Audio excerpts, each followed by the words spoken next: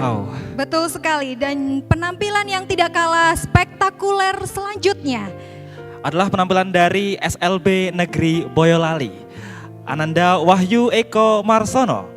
Ananda merupakan siswa kelas 10, meskipun mengalami hambatan penglihatan, tidak menutup potensi bernyanyi Ananda Eko untuk bernyanyi.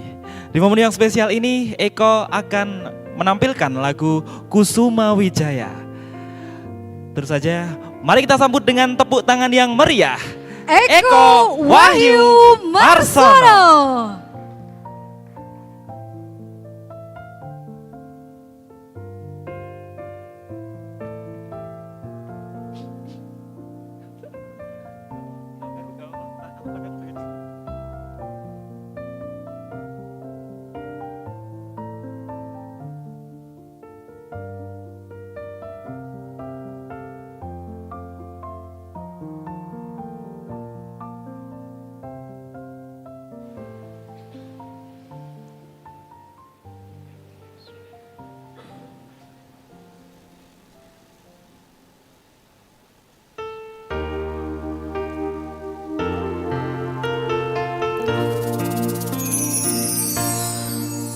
Kusuman ning ratri mung sawiji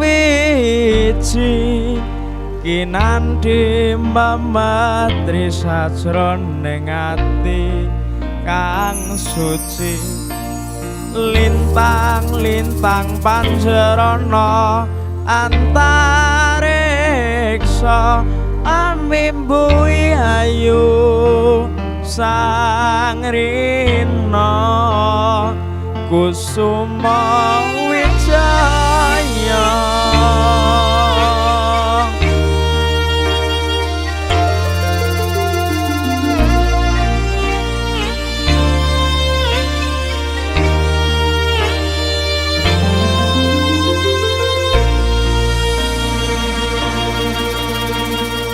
lunging mekar lan semi puspita ing taman sari manglung manungsung wengi kalawan wulan endasari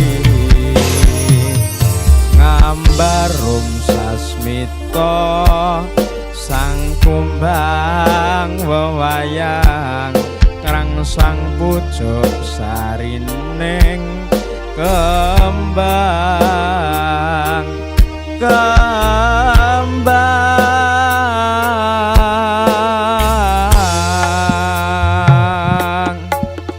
kusuman ning ratri mung sawiji kinanthi memetri sajroning ati kang suci lintang-lintang panjerana ngantariksa amimbuhi ayu sang rina kusuma wijaya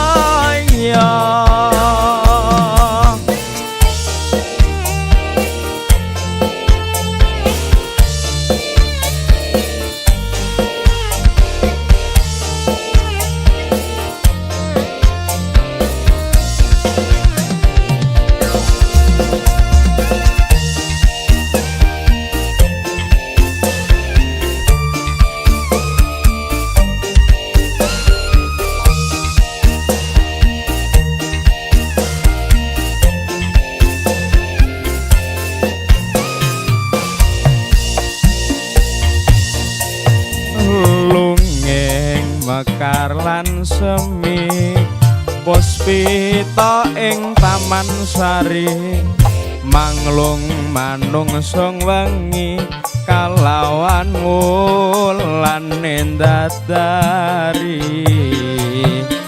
ngambarum sasmita sang kumbang wewayang ngrangsang pucuk sarining kembang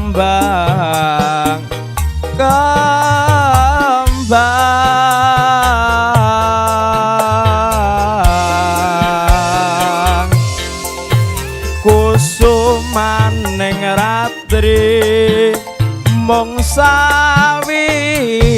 suci kinanti memetri sajroning ati kang suci lintang-lintang panjerana ngantariksa amimbuhi ayu sang rina kusuma wijaya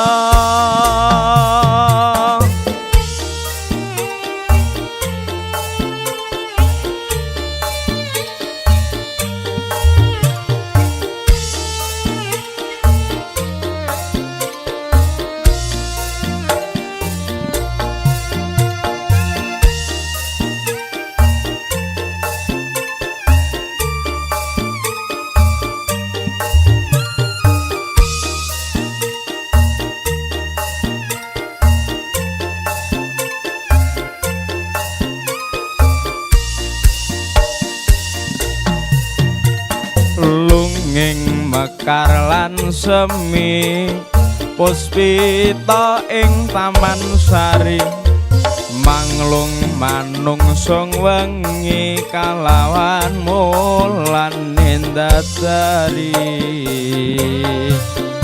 ngambarum sasmita sang kumbang wewayang ngrangsang pucuk sarining kembang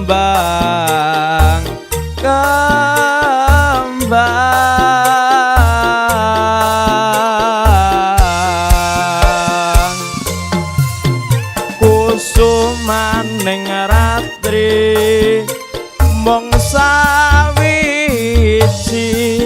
kinanti memetri sajroning ati kang suci lintang-lintang panjerana ngantariksa amimbuhi ayu sang rina kusuma wijaya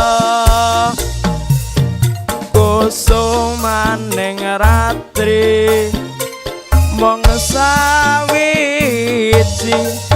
kinanti memetri sajroning ati kang suci lintang-lintang panjerana antariksa amimbuhi ayu sang rina kusuma wijaya ayu sang rina kusuma wijaya.